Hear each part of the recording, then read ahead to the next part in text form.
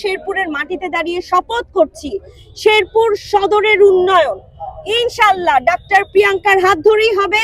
আর বেশি দিন নেই। আপনারা জানেন আমি একাদশ এবং ত্রয়োদশ জাতীয় সংসদ নির্বাচন করেছিলাম ধানের শীষের প্রতীক নিয়ে শেরপুর সদর 1 আসন থেকে, এবং এবারে নির্বাচনে আমার সাথে আমার অসংখ্য নেতাকর্মী অক্লান্ত পরিশ্রম করেছিল। বিশেষ করে আমার বাবা সমতুল্য যে চাচারা ছিলেন প্রত্যেকে অনেক খেটেছেন, কিন্তু বিভিন্ন ষড়যন্ত্রের মুখে পড়ে আমরা এবার শেরপুর সদর থেকে ধানের শীষের প্রতীককে তুলে আনতে পারিনি, এটা সত্য।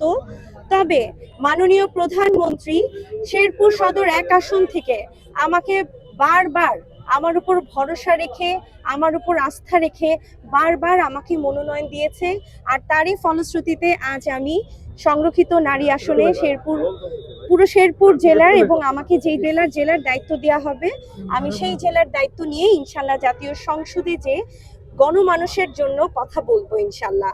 তবে আমার সব সময় নজর থাকবে শেরপুর সদরের প্রতি, যেহেতু এখানে আমি দুইবার নির্বাচন করেছি, এবং আমার এই নির্বাচনী এলাকায় আপনারা জানেন হাসপাতাল, মেডিকেল কলেজ, রেল লাইন, বিশ্ববিদ্যালয়, কোল্ড স্টোরেজ কিছুই নাই।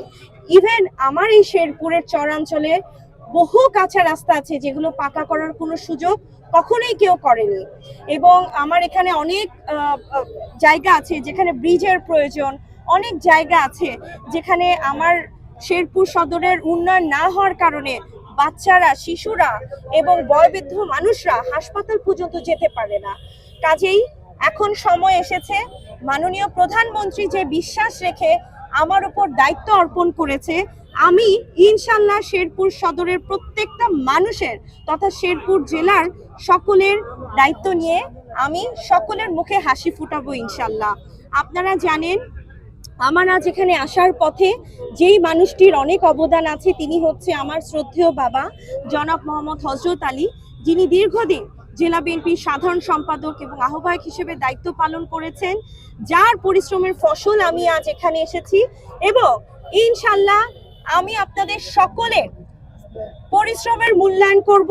আমি এটি আজকে আমার মূল কথা থাকবে, এবং আমি আজকে আমার শেরপুরের মাটিতে দাঁড়িয়ে শপথ করছি শেরপুর সদরের উন্নয়ন ইনশাল্লাহ ডাক্তার প্রিয়াঙ্কার হাত ধরেই হবে।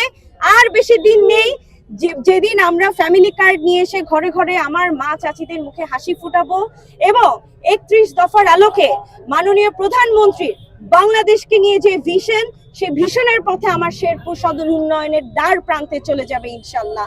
আমার আজ যারা এখানে আছে, যারা আমার সামনে আছে, আমার পিছনে আছে, যারা আমার পক্ষে ছিল, যারা আমার বিপক্ষে ছিল নির্বাচনের সময়, আমার বিশ্বাস উন্নয়ন দেখে তারা এক সময় ধানের শীষের প্রতি তারা ভালোবাসবে ধানের শীষকে, এবং বাংলাদেশ জাতীয়তাবাদী দলকে বিশ্বাস করবে। শেরপুরের জন্য প্রথম দিনের দাবি, আমি একজন ডাক্তার হিসেবে অবশ্যই তো আমি একটা মেডিকেল কলেজ স্থাপনের জন্য কথা বলবো, এবং মেডিকেল কলেজ স্থাপনের পেছনেও যে জিনিসটা সবচেয়ে বেশি গুরুত্বপূর্ণ সেটা হচ্ছে যাতায়াত ব্যবস্থা। আমার মেডিকেল কলেজ আছে কিন্তু আমার রাস্তা কাঁচা, অনেক মুমূর্ষ রোগী ওই রাস্তা পার হয়ে হাসপাতালে যাওয়ার মতন সুযোগ থাকে না। সুতরাং এই দুইটা একে অপরের সাথে ওতপ্রোতভাবে জড়িত। সুতরাং আমার মেডিকেল কলেজ যেমন জরুরি, একই সাথে কাঁচা রাস্তা স্থাপনও জরুরি। আমি সার্বিক দিক থেকে সবকিছু নিয়েই বলবো ইনশাল্লাহ, একজন ডাক্তার হিসেবে, একজন নারী হিসেবে, একজন তরুণ প্রতিনিধি হিসেবে বাংলাদেশের প্রত্যেকটা সেক্টরের সর্বস্তরের মানুষের, সব বয়সের মানুষকে নিয়ে ইনশাল্লাহ আমি কথা বলবো।